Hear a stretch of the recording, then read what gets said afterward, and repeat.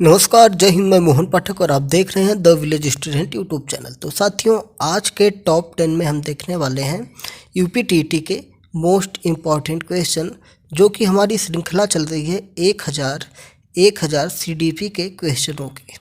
तो आज की श्रृंखला में हम देखेंगे 41 से 50 क्वेश्चन, मतलब 41वें से 50 क्वेश्चन तक हम देखने वाले हैं। तो चलिए आइए, 39वां क्वेश्चन कल का क्वेश्चन था, इसको एक बार और देख लेते हैं। वंशानुक्रम से संबंधित प्रयोग चूहों पर किसने किया था? तो चूहों पर प्रयोग किसने किया था? ये बात कर रहा है वंशानुक्रम से। कुछ लोगों को कन्फ्यूजन हो सकता है कि चूहों पर प्रयोग स्किनर ने किया था, लेकिन यहाँ पे बात की जा रही है वंशानुक्रम की बात की जा रही है। ठीक है, यहाँ पे RS थियरी की बात नहीं हो रही है। तो ये हो जाएगा आपका मेंडल महोदय हो जाएंगे। कौन हो जाएगा?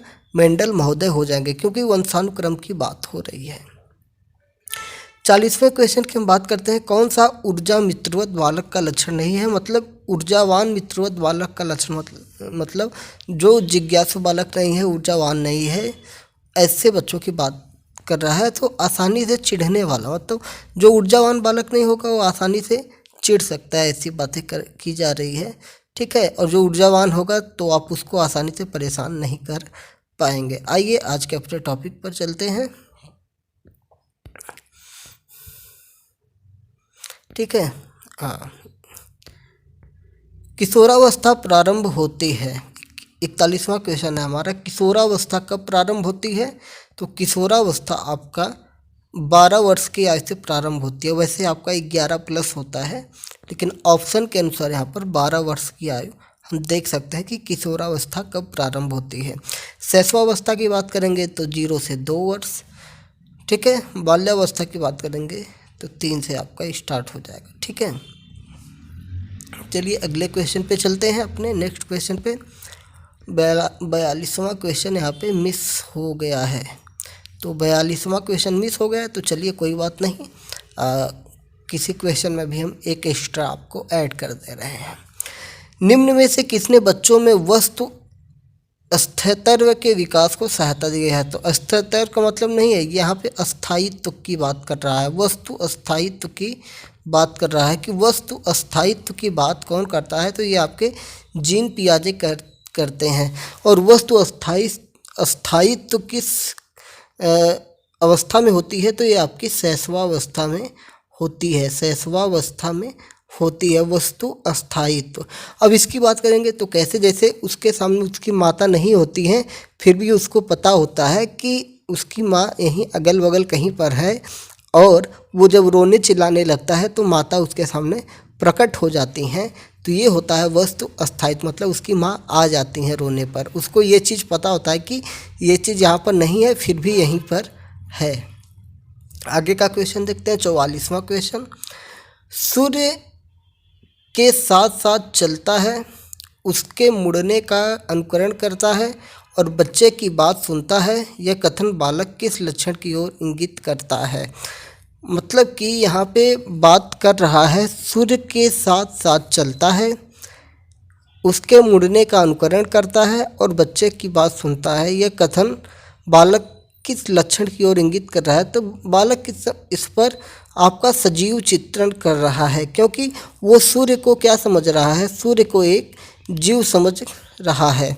ये भी आपके जीन पियाजे के ही थियरी से आता है, जिसको कहते हैं जीववाद। क्या कहते हैं? जीववाद, जिसमें बच्चा निर्जीव वस्तु को जीवित वस्तु समझता है, निर्जीव वस्तु को जीवित वस्तु समझता है। या बच्चियां होती हैं जैसे गुड्डा गुड़ियों का खेल खेलती हैं, तो उसमें उनको गुड्डे को दूल्हा, गुड़िया को दुल्हन बना देती हैं, तो उनको जीवित समझती हैं, उनको खाना खिलाती हैं, उनके साथ खेलती हैं, सोती हैं, फिर अपनी माँ से कहती है कि मेरी गुड़िया बीमार हो गई है। ये चीज़ें क्या होती है, बच्चे को लगता है कि ये भी जिंदा है। ठीक है, तो इसे कहते हैं जीववाद।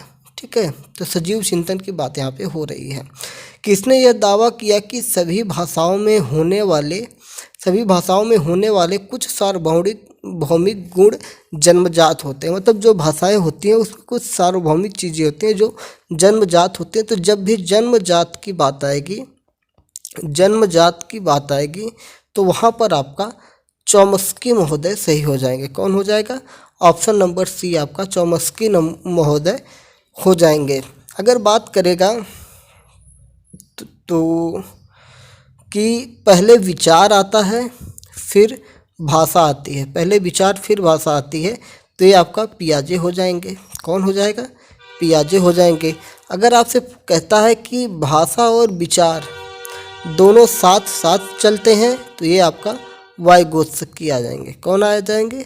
वाइगोत्स्की आ जाएंगे। चलिए अगले क्वेश्चन पे हम चलते हैं।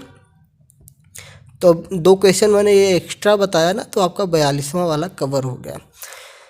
फ्रायड के अनुसार निम्न में से कौन सी विकास अवस्था में बच्चे का ध्यान जननांगों की तरफ जाता है? जननांग मतलब उसके जो ऑर्गन्स होते हैं, ठीक है, उसका जो लिंग होता है, ठीक है, तो ये किस में आता है?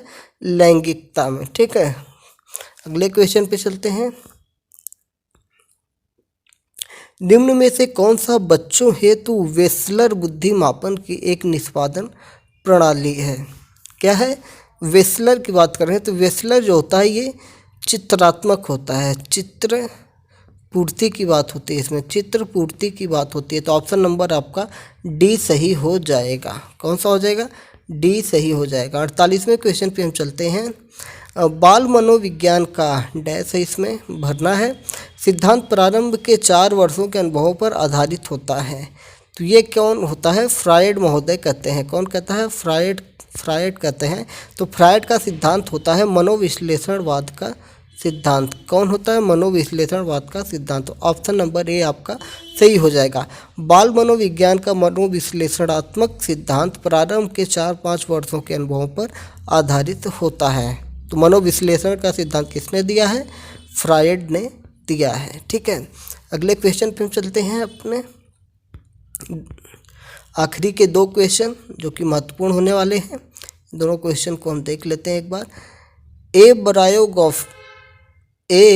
बायोग्राफिकल, ठीक है, बायोग्राफिकल स्केच ऑफ इन्फेंट किसने लिखी है? ये पुस्तक है, ये क्या है? एक पुस्तक है, अ बायोग्राफिकल स्केच ऑफ इन्फेंट। तो किसने लिखी है? तो ये डार्विन ने लिखी है। बायोग्राफिकल की बात करेंगे तो डार्विन हो जाएंगे, ठीक है।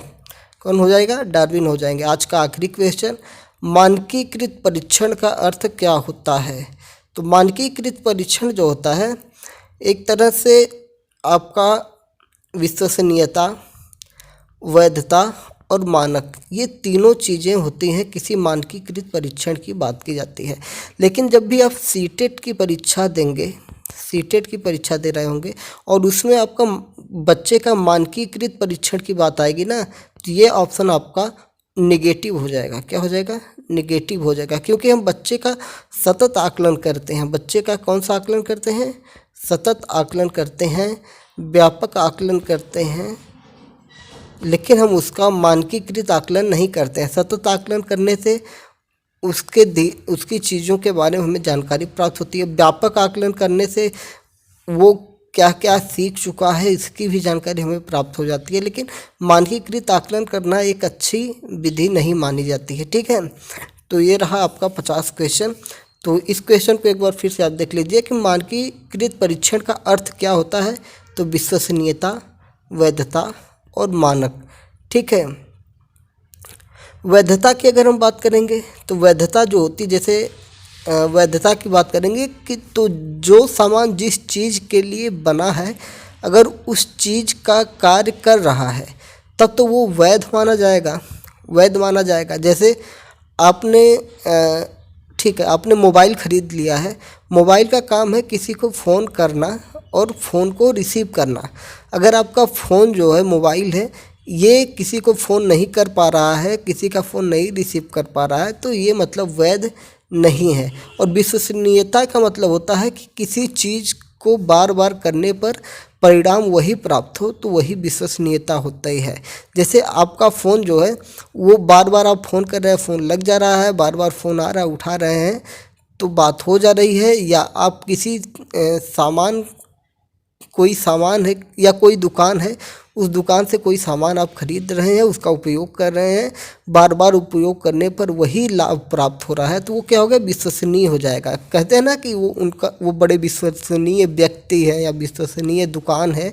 तो क्यों ऐसा होता है? क्योंकि वहाँ से जो भी चीज़ें आप लेते हैं तो वो आपको अच्छी क्वालिटी का देता है, इसलिए वो विश्वसनीय हो जाता है। ठीक है, तो चलिए फिर आज के लिए बस इतना ही। जय हिंद, नमस्कार।